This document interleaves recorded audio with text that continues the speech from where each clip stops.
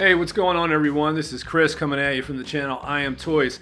For those of you who are new to the channel, I've been around for a while. Obviously, do figure reviews, mainly custom now. I do some mainstream stuff now every once in a while, but it's not that often. But every once in a while, you'll see me throw something in. But yeah, mainly custom 1/6 figures. Every once in a while, a bust, stuff like that. The review I got coming for you today, just based on that intro picture, is obviously Freddy Krueger, based on Freddy's Revenge. Came out in the 80s, second film in the franchise, one of the best makeups out there. For me, it's definitely, up there with, we'll talk about that, later on in the review. But obviously, I'm going to review, today we're just going to review the box. That's pretty much it. That's what I brought you here for today. Nah, obviously not. We're going to review the figure, but the box itself is really awesome. Sculptor J, he puts his name right on the front of it. The one thing I would have liked on there is like maybe some labeling, though. You know what I mean? Like maybe put, Nightmare on Elm Street, Freddy's Revenge. Kind of etch that in there just to give it a little bit more personality. A little bit more, kind of presence. But it's cool that he chose a wooden kind of presentation for it. But it's definitely some badassery. Yes. Look at this. Yes. So you can see this. We'll turn it around. Yes, more wood from the side, and more wood from the back. Yes. And then this slides up as well. Little slip action. Figure comes out, obviously. It's no longer in there. But let's get on to that now. So a quick little outlook and just a museum pose. Menacing as can be. This is basically everything it comes with. You got two hands, obviously the gloved hand, you got the flesh hand, you got the two COAs there, and it's Freddy just standing there static can be amazing. You know what I mean? As a figure or even just the movie. That's just the presence, the makeup. That's how awesome this character is that you can just fucking stand there and do jack shit and still be menacing as hell, as long as at least if you pose it right. I'll show you some pics that I'll integrate in a little bit as well, just to show you some other poses that I've done, I've shared in the groups, just because I don't have enough time, with reviews these days to do multiple posing and to spend minutes and hours on this shit. You know what I mean? I love it, but I just don't have that much time anymore. So I'm going to get in close, show you everything from the top to the bottom, and obviously zoom in on some of the details and give you everything that it's got to offer. All right, so let's get it. We got the custom stand by Stony. We got the two COAs, one by obviously Sculptor J. That's the one in the front, which is probably not coming in too well because of the light. It's actually made out of metal. And you got the Taylor COA behind that. These guys, you can both check them out on Instagram. And then you got the metal glove. Those blades, I believe they are metal. I don't think they're resin. The details are really good on that. I mean, you can see the soldered first finger blade. Is that the pointer finger or the index finger? I should know this.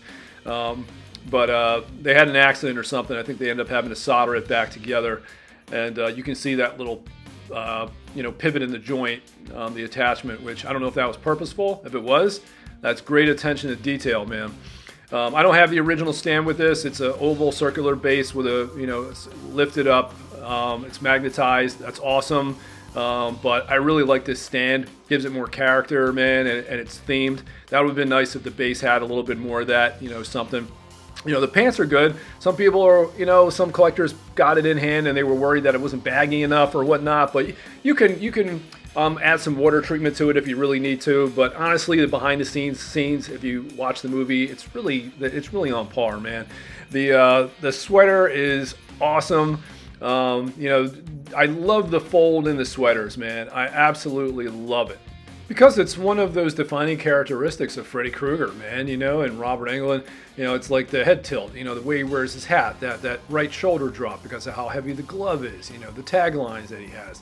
It's just unmistakable, you know what I mean? It's like in the DNA. Kevin Yeager is the one who did the makeup for part 2. He did the makeup for part 3, 4, maybe part 5. Like I said, part 2's makeup is my favorite.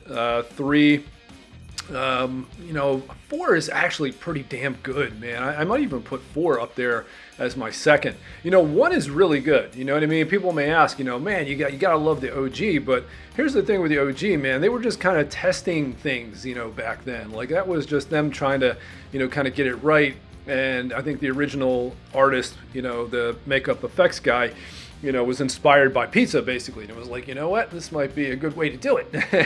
and it came out good, you know what I mean? The part 1 is an amazing film still. You know, Yeager left his mark on Nightmare on Elm Street. You know, he's left his mark on Child's Play. You know, he's now left his mark on this figure, you know, per se, because, you know, Jay, you know, was able to revitalize it again, you know, in 1/6 form. And this sculpt it's incredible, man. I mean, how Jay was able to do this and get all the detail in is mind-boggling, man. It's just, the head sculpt itself is a gem. You know, it's just absolutely incredible. You know, the outfit could have used a little bit more weathering, maybe, sure, but I mean, that's something you can add later if you want. But again, you got to be careful because, you know, it's a custom piece. You're worried about reselling, you know, if you're keeping it forever, you know, or you do a good job, you know, you could potentially still let it go. But, you know, I don't know. One of my favorite scenes, man, is when he busts out of the house, you know, and that dude by the pool, you know, comes out and he's like, yeah, man, he's like, don't worry, you know, everything's gonna be okay. Yeah, I'm sure it will be. You know, help yourself, fucker. Oh man, it was fantastic, dude. I tried to recreate, I'm showing you this picture up here, try to recreate that scene, you know, when he comes out, he's kind of walking up, you know, to the pool. But next, let's get into showing you the head sculpt without the hat. And as we slow roll upwards, boom, there he is, Baldy himself. The details on this sculpt, guys, incredible, man. And you know what this scene reminds me of, or this look? I'm actually going to throw up a picture so you guys can see the scene that I'm thinking of. Again, too lazy to repose this guy, so I'll just throw it up right here. And you guys definitely got to know what scene I threw this picture up or posed it based on. So I did this pose a few weeks after I got it, somewhere around there, and it was modeled after the Grady, you know, bedroom kill when he comes out of Jesse's body. Man, that scene, I feel like I probably pissed my pants when I was a kid. When I first watched it, just the soundtrack was booming, man. That shit was intense. Freaking Grady's banging on the damn door, yelling for his mom and dad. You know, the blades come through the fucking other side of the door, and you see them, you know, rip through the middle of the wood. Like, that shit was fucking intense, man. You watch that shit now, it is still scary as hell. You know, 100%. But let me get back to talking about the fig because, man, I'll keep fucking talking about this movie until I'm blue in the face. I don't know if you can see the eyes well on this. If I get too close, unfortunately, due to the distance, you know, minimum focus distance on this lens, I can't get up too close on it. But I'll probably take some pics at some point so you can really get a look. But it's got that, like, a lot of people will reference it as like the Sith eyes, but it's just like those demon kind of like werewolf eyes that you might see. It's got like that yellow-orange kind of tinge around the I don't know if that would be the sclera, you know, part not the sclera. That would be it shapes part of the fucking retina. You know what I'm saying? So it's got that same look. The eyes look great, and they're movable. I don't think I even mentioned that yet, and I'll show you guys how you do that later on, but they're also movable. You can move it from left to right, straight ahead, up, down, and just looking at it, you can see how dynamic that shit is, man. Just changes the sculpt and the presence of the figure just overall. But let's move on, and I'll show you some other stuff. So moving the eyeballs, this is pretty easy. So this top part, you use this to move the eyes. This is the magnet, and we're going to perform a magic trick. Yes. A magnet magic trick. Ha-ha! And that's pretty much it. You know, you put the other side in, you can move the eyes up and down, side to side. You got to do it one at a time. A little bit of a pain in the ass at times, but, you know, it is what it is. And then you just take the cap and part of the brain, you put it back, and voila! Also want to show you guys this thing from all sides. So a little here, a little there, yeah. Give you that side profile.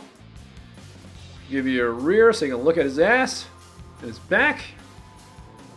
Man, that looks like the scene in Grady's room, man, or a couple other scenes where you just see Freddy from the back, that silhouette, man, from behind the shoulder POV. Looks so good. And lastly, let's do a quick side-by-side comparison of scale. So the guy who plays Lobby Boy on the right side from Grand Budapest Hotel is about like 5'7". You got Robert Englund, who is about 5'10", and I've got him on a stand, so he is lifted up a little bit more.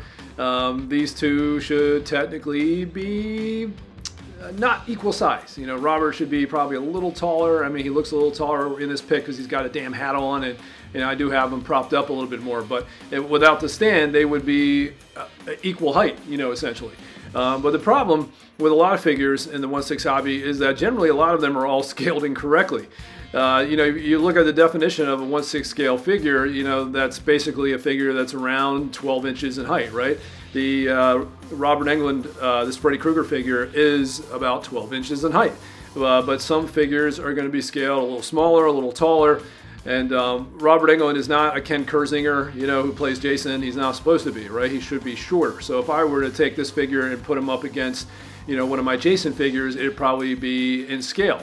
But the problem with this is that it just to prove a point is that, you know, both of these guys are technically, you know, it's kind of an argument who would be scaled incorrectly. You know, even this guy's not scaled right. You know, the Lobby Boy's not technically. If you put him up against another figure, and depending who that figure is, you could make an argument that it is scaled correctly. You know what I mean? So it's kind of subjective. You know, a lot of artists and mainstream companies tend to use somewhat bigger bodies. You know, not even necessarily height, but could be girth, build, you know, stuff like that. These are the kinds of things that, you know, you would potentially, you know, factor in when you're trying to scale stuff. If you guys remember my video that I did with when I was trying to show whether or not the Trick or Treat Studio Sam was in scale, I showed some examples there of how, you know, it could be in scale with most figures, and then other figures not being scale at all. You know what I mean? There's lots of stuff that you can use as examples. The fucking Hot Toys Big Chap. That thing is nowhere near scaled where it's supposed to be for a 1/6 figure. At least based on my memory, what I remember about that figure. It is nowhere near scaled correctly at all. So again, perfect example. You know, could the Freddy be scaled a little bigger? You know, sure, because then you know it would scale a little better with like mainstream, you know, kind of figures and other customs. But guess what? It's not always going to be that way, guys. So, you know, it's subjective. It's going to be all in the eye of the beholder, how you set your display up, how you want your collection presented. You know, just make sure you put it on a shelf with something that it's in scale with. You know, that's all. It's an easy fix. But that's all I got for you guys today. I'm probably going to do another review at some point. I'm going to try to get back into the mode of doing this shit. As you can see, I'm also experimenting with some intros and shit like that. So, you know, I'm going to keep messing around with it and see what kind of intro I like. I've never really liked intros, but, you know, we'll see. I don't know. I feel like it just wastes more time getting to the content, I guess. But I'll figure it out. As always, man, like, subscribe, you know, join the channel, share the videos, like them, dislike them, you know, just engage. And, yeah, that's about it, folks. Deuces. I'll see you at the next one.